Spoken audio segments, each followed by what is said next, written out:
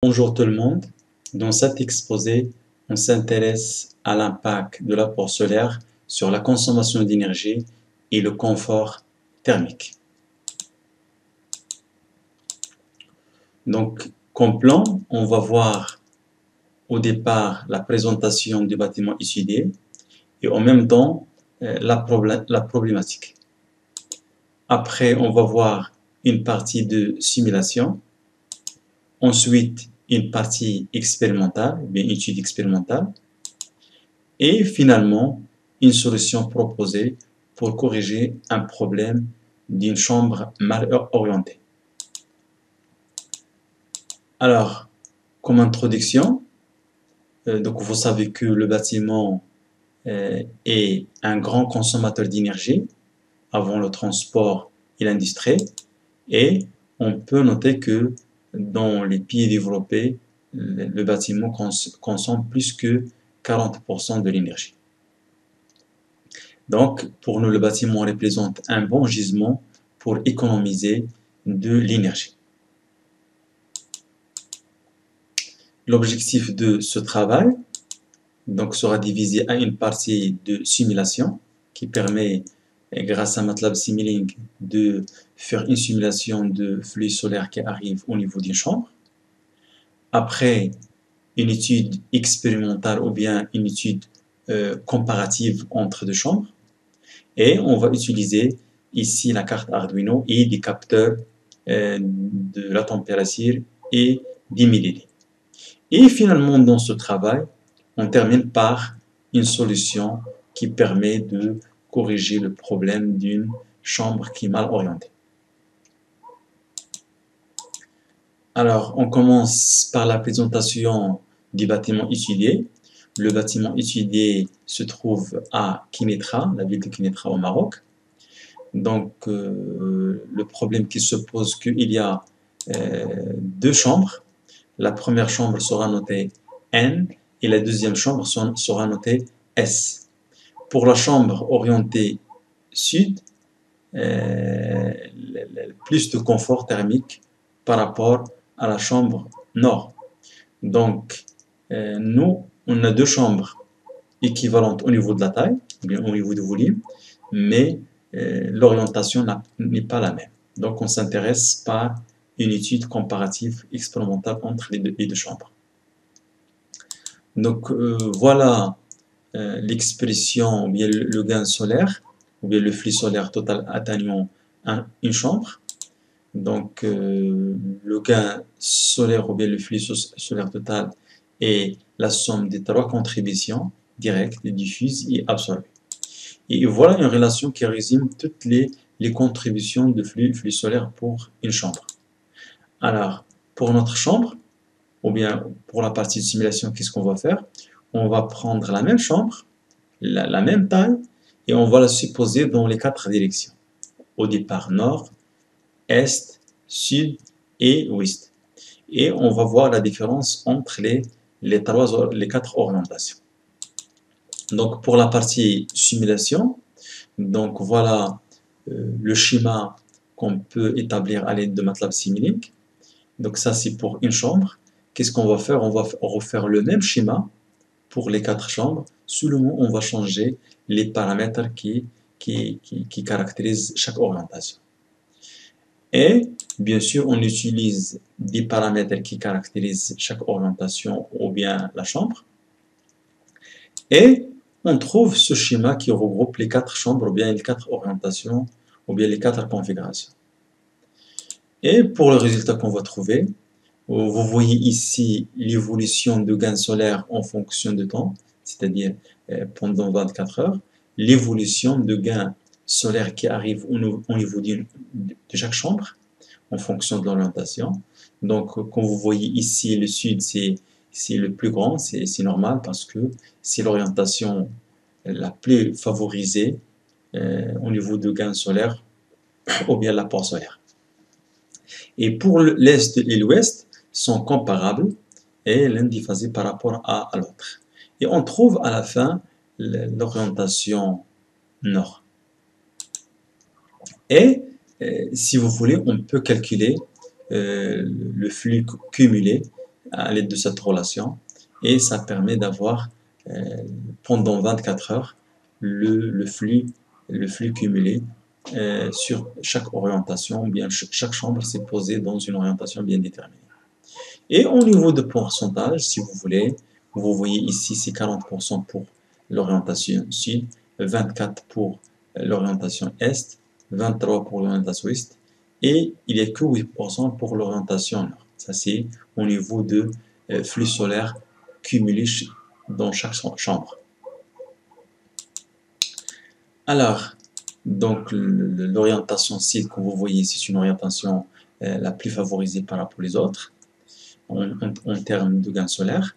Et si on compare l'orientation nord et sud, comme vous voyez, l'orientation sud est 5 fois plus important que celui de nord au niveau ou bien en termes de gain solaire. Donc, par contre, les orientations est et ouest sont comparables donc au niveau de, ou bien en termes de gain solaire. Leurs cours de gain solaire sont biphasés. Et ce qu'il faut noter qu'une partie du flux solaire cumulé sera restituée pendant la nuit. C'est-à-dire on profite pas de la totalité de ce gain solaire, seulement une partie qui sera restituée pendant la nuit. Et pour la partie expérimentale, donc le matériel utilisé, il y a 2 pompes à chaleur, c'est-à-dire à chaque chambre qu'on cherche à comparer contient une pompe à chaleur de 9000 BTI. C'est cette pompe de chaleur qui permet d'assurer le chauffage. Il y a 3 capteurs. Donc le premier DHT22 qui permet de mesurer la température et l'humidité relative. Donc le premier installé à l'extérieur pour mesurer la température et l'humidité extérieure. Et 2, dans chaque chambre, nord au sud, il y a un capteur. Bien sûr, il y a la carte Arduino qui permet de faire le lien entre les capteurs et l'ordinateur pour enregistrer les données, et 2 joulemètres pour mesurer l'énergie consommée pour chaque pompe à chaleur. N'oubliez pas qu'on travaille dans des conditions, avec des conditions initiales, on travaille avec des hypothèses, c'est-à-dire on suppose que la température et l'humidité sont uniformes, et on suppose que les déperditions sont les mêmes dans chaque chambre. Et voilà le montage expérimental qu'on a réalisé pour savoir l'évolution de la température, l'énergie consommée et l'humidité au sein de chaque chambre. Donc, je répète, les deux chambres sont comparables. La seule différence, c'est qu'il y a une chambre orientée vers le nord et l'autre orientée vers le sud. Alors, vous voyez ici le résultat, l'évolution de la température pour les deux. Donc, les conditions initiales, comme vous voyez, au niveau de la température, ce n'est pas les mêmes, c'est parce que ce n'est pas la même orientation. Et les deux pompes à chaleur sont réglées à 20 à 28 degrés C, c'est la température de la consigne. Et donc, le choix de cette température pour favoriser la différence, pour montrer qu'il y a une différence entre les deux chambres. Et, comme vous voyez ici, la pompe à chaleur qui se trouve dans la chambre orientée sud arrive rapidement à 28. Par contre, l'autre arrive après un temps très important. Donc, après, bien sûr, lorsque la pompe à chaleur arrive à la température 28, donc automatiquement, il s'arrête à chauffer jusqu'à une température de réglage, par exemple 21 ici. Et pour la température extérieure, il y a une légère diminution pendant la durée d'expérience qui dure 90 minutes. Les mêmes remarques pour l'humidité. L'humidité de l'extérieur c'est presque constante. Et pour les deux humidités de chaque chambre, pour le sud, il y a initialement une humidité plus petite, relativement c'est 88. Par contre, c'est 90 pour l'orientation nord. Et pour la diminution, arrive à une valeur plus petite dans la chambre sud. Donc, par contre, dans la chambre nord, il y a plus d'humidité. Et à propos de l'énergie consommée, comme vous voyez ici, au départ, c'est la même consommation, c'est normal, parce que les deux fonctionnent. Mais à un certain temps, qu'est-ce qu'on va voir? Que la séparation du cours, ou l'énergie consommée pour l'orientation sud, passe par un palier, c'est au repos la pompe à chaleur ne fonctionne pas. Par contre, le palier pour l'orientation nord se trouve à un certain niveau. Et ça va donner une différence au niveau de l'énergie consommée pour les deux pompes à chaleur. Alors, donc, comme vous voyez, on a constaté que la pièce sud atteint rapidement la température de consigne grâce à l'apport solaire et la faible humidité aussi. La pompe à chaleur de la pièce ou bien de la chambre nord arrive en retard à la température de consigne qui égale à 28 degrés C. C'est pourquoi elle utilise plus d'énergie électrique. Une orientation C est donc très avantageuse par rapport à une orientation nord. Donc, une exposition optimale permet de consommer plus d'énergie et permet d'avoir plus de confort thermique. Et pour résoudre le problème de la chambre orientée sud, on a une solution. Donc voilà, sur le plafond de notre chambre nord.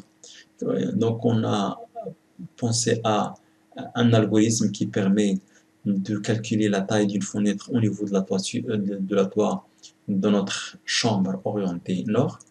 Et à l'aide des valeurs ou bien des grandeurs, des paramètres géométriques, on peut calculer le gain solaire et l'algorithme va chercher la taille optimale de la fenêtre. De telle façon, avoir une égalité entre le gain solaire au niveau de la chambre sud ou la chambre nord identique. Et voilà, donc voilà la fenêtre qu'on peut mettre dans la chambre orientée vers le nord. Ça permet d'avoir plus de confort thermique, ça permet d'avoir plus de confort visuel au niveau de la chambre mal orientée. Alors, pour conclure, grâce à ce site expérimental, on arrive à montrer qu'on peut économiser jusqu'à 8% d'énergie de chauffage et une orientation optimale permet d'assurer un bon éclairage naturel et réduire considérablement l'humidité relative de la pièce. Donc, je répète, pour la chambre orientée vers le nord, donc il y a une proposition qui permet d'installer une fenêtre sur le toit qui permet de collecter un apport solaire gratuit afin d'assurer un confort thermique et visuel comme la chambre sud. Voilà, donc pour les perspectives, donc prochainement on va essayer de modéliser thermiquement la chambre NES à l'aide de MATLAB Simulink et valider les résultats expérimentaux de cet outil. Voilà quelques références utilisées dans ce travail et merci de votre attention.